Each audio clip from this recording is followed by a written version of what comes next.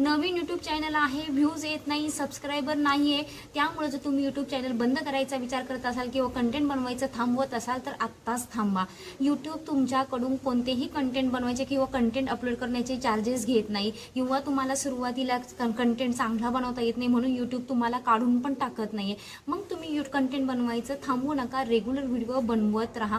Regular video बनवल्यामुळं तुम्हाला तुमच्यामध्ये एक कम्युनिकेशन स्किल बिल्ड होणार आहे, तुमच्यात एक टॅलेंट निर्माण होणार आहे. दिवसेंदिवस तुम्हाला यूट्यूबवरती कशा प्रकारे ग्रो व्हायचं किंवा तुमचे व्हिडिओ व्हायरल करायचे त्या आयडियाज तुम्हाला येत जाणार आहे आणि तुम्ही रेग्युलर कॅमेरासमोर बोलत आहात त्यामुळे तुमच्यामध्ये एक कम्युनिकेशन स्किल असं डेव्हलप होईल. उद्या तुम्हाला लाखो लोकांसमोर जरी बोलायला लावलं तरी तुम्ही न घाबरता तुम्ही काय करणार आहे, बोलणार आहात. तर तुमच्यामध्ये कम्युनिकेशन स्किल डेव्हलप होणार आहे. फक्त तुम्हाला रेग्युलर व्हिडिओ बनवायचे आहे जोपर्यंत तुम्हाला ग्रो मिळत नाही. त्यानंतर बघा तुमच्यामध्ये तुम्हाला व्ह्यूज येत नाही तरी तुम्ही रेग्युलर व्हिडिओ बनवत आहात तर त्यामुळे तुमच्यामध्ये एक पेशन्स डेव्हलप होणार आहे. तो पेशन्स इतका महत्त्वाचा असतो की कोणत्याही अडचणी तुमच्या आयुष्यात आल्या तर त्या अडचणींना तुम्ही न घाबरता न डरता तुम्ही काय करणार आहात, त्या अडचणी सॉल्व्ह करणार आहात, तिथं टिकून राहणार आहात. त्यामुळं तुम्हाला रेग्युलर व्हिडिओ बनवायचे आहे.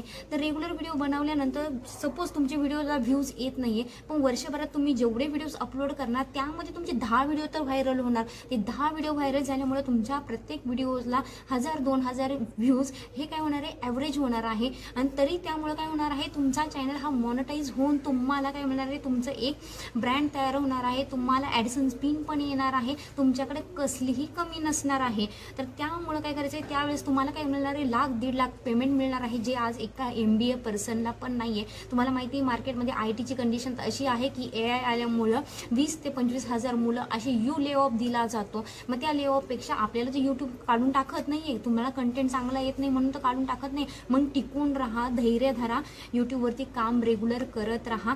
कारण ज्या वेळेस तुम्ही यूट्यूबवरती सक्सेस होणार, यूट्यूबवरती तुमचा ब्रँड तयार होणार त्यावेळेस तुम्हाला कसलीही कमी नसणार आहे. यूट्यूबवरती तुम्ही डॉली चायवाला बघत असाल, तो सुरुवातीला 15 वर्षापासून काम करत आहे. एकदम साधारण व्हिडिओ अपलोड करत होता.